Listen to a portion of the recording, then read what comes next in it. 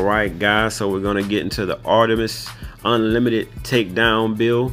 I'm pretty sure most of you have saw the Hecate's Inferno Hammer, but it is a little bit confusing on how to use it. I haven't seen too many videos, haven't seen any videos with it being used, so I'll go ahead and get to it. I'm not gonna lie, it's not super convenient in a lot of scenarios, but you know, it is fun, it is different, and it can be useful. With that being said, I'll go ahead and get to the build. Let me just go ahead and show my detailed stat sheets. For one of the augments, I have to have less physical resistance, less than 45 physical resistance, and I'll get into that in a second. But you know, definitely try to get my resistances up, as I always mention. Couldn't hit earth. Also, you can see that weak point damage, that's going to be useful. So we got the weak point damage definitely on the hammer is at 297. Could get it higher, but you know, for right now, that's where we're at. Other than that, you know, probably want a little bit of crit chance just to go ahead and build some of our weapon tech. Now let's get into the hammer. So the hammer, it reads, when you breach an enemy in a single hit, you can perform unlimited spectral takedowns for the next 10 seconds. Now what does that mean? Exactly what it says. You want to breach an enemy in one hit. Now for it to be done, sometimes it's not all that easy. I went ahead and did a few things to try to allow us to do that, but before I get into that, let me get into my next weapon. Of course, I got the Sword of Courage. You know, any bleed build, most bleed builds have this.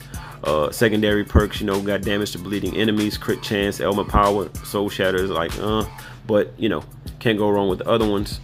Now the amulet I'm running is the Pendant of the Four Winds. Now this is one way you're gonna breach enemies in one hit. You know, you get 130% breach damage to full health enemies. Also the secondary, I got breach damage, and be careful because there's damage to breach enemies and then there's breach damage. Getting breach damage is not all that easy. Shout out to Collegekids, PSN Collegekids. That's his PSN name, but he helped me kind of figure a few things out there.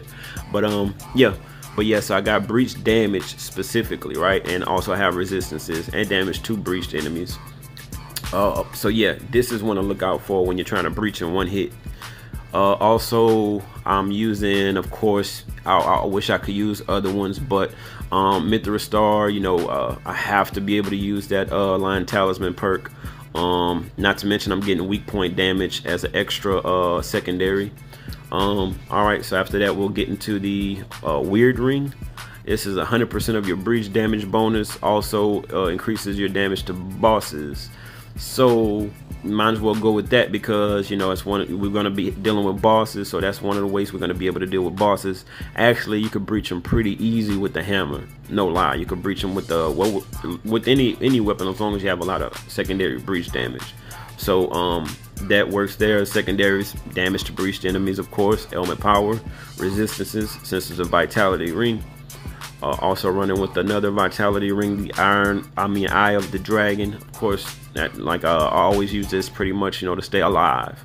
You know, for some reason after floor 25 with this build, it could handle it, but definitely not like some of the others. So I threw this on rather than you know, the Dark Lord Signet, so we can focus more on survivability and resistances there. Plague Pendant. Again, you know, I'm always using this for elements. Not necessarily needed for this one because bleed as an element to me, you know, I don't necessarily have to focus on it, I feel, but you know, it does help. All right, and also I'm running the Lifestone, the Spirit Pumice. This is giving me direct breach damage. So, you know, anytime, you know, want to be able to, you know, use the hammer really quick and make sure I could get it in one hit, I could pop a Lifestone, and then that'll give me that 76% breach damage plus 35% breach damage. And then of course afterwards I got the element power. Takedown helps because we'll be doing takedowns. All right, so now we're gonna go ahead and get into the augments. Definitely I will roll with Iron Bond first because it gives you 106 breach damage to bleeding enemies. So how that comes into play is, of course, our first focus is with the pendant of 4 winds, because that gives us again that 130% breach damage to full health enemies. Now when we don't have them at full health, we want to apply bleeding, and that's where this comes into play. You get that 106 breach damage to bleeding enemies, so that kind of helps when they're not at full health. The secondaries there are damage to bleeding enemies and damage to breached enemies. Also, we have one of the new ones. This is Rubicon. You get 69% breach damage if you have 3,000 or more vitality. We have 3,000 or more vitality. If you're using this setup, it should be able to get to it pretty easily. So yeah, we got that there. And then the secondaries: damage to bleeding enemies, physical damage, damage to breached enemies. Right, and that overhealth gain, that helps. Since we'll be focusing on weak point, I went with Spark, so we get that weapon tech whenever we hit a weak point. I also have, weak point as a good secondary, and also physical damage for bleeding. All right, I took Glimmer off. I had to have at least something, helping my ailment damage, so I went with Rift for that. And of course, we have damage to bleeding enemies. Now, if you notice, I've applied Might to a secondary. That's for Foreboding Reach. Also, so this gives you 3% rampage bonus damage for every 20 might on adjacent augments. We also have Fearless Wolf and Charging Lion as adjacent augments, which is giving might to it as well.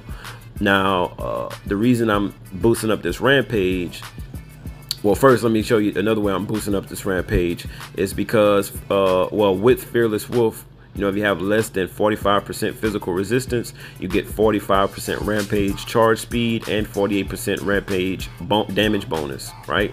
So if you notice, it got less than 45% resistance, so I had to keep, that's for this augment specifically.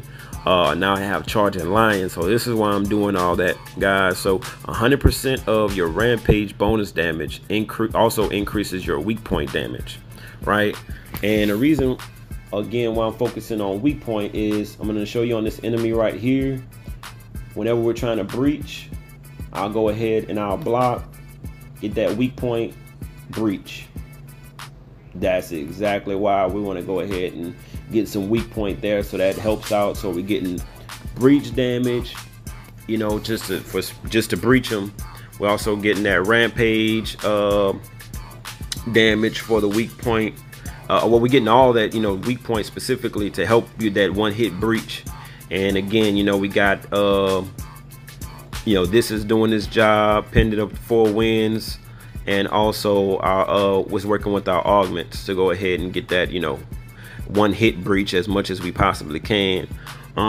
Sometimes you still might not breach them, it's kind of hit and miss. But if you have this setup and if you have a lot of as much direct breach as much as you can, it should be able to do it in most cases than not. In the beginning of the video, I have a compilation. You can see how it works, and I'm also gonna play some gameplay from Lightbringer after this. That's gonna show generally how it works.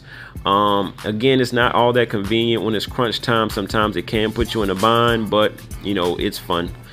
And it can work. But again, guys, let me know what you think of the build. Also, you could check out my other builds, if you're interested. Let me know if you got any ideas. And yep, just go ahead and enjoy the gameplay. And again, I'm definitely curious to see if you guys make any tweaks to it. Let me know and shoot a comment below.